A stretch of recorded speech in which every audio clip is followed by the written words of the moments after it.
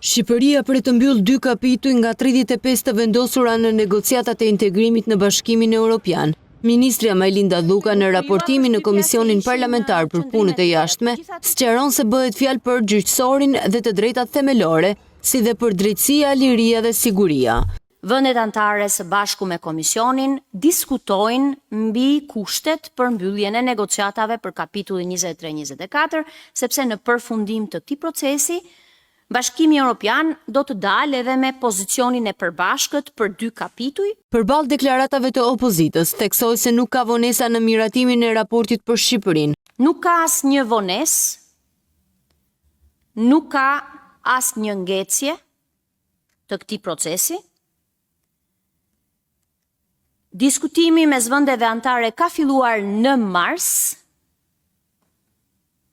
Vazhdon, është procedurë normale e diskutimit midis vendeve anëtare dhe Komisionit Evropian.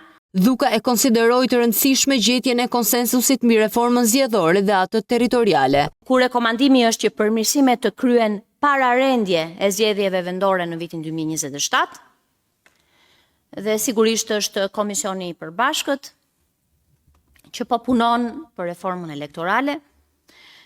E dyta do thosha ka rëndësi që të ketë progres mbi bazë konsensusi edhe sa i përket reformës territoriale. Një shtesë në sfidën drejt integrimit është inteligjenca artificiale.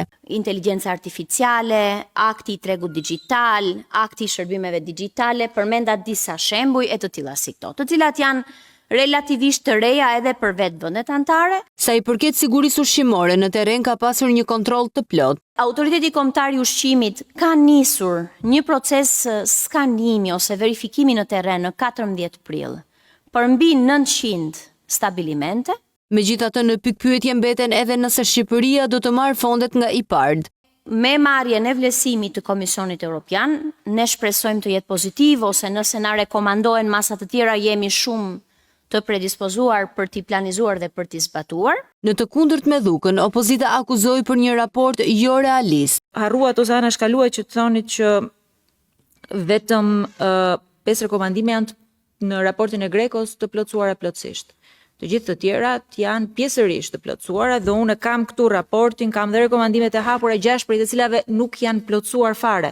Shqipëria synon mbylljen e gjithë kapitujve në vitin 2027 dhe më pas të nis diskutimet me shtetet anëtare për pranimin në Bashkimin Evropian.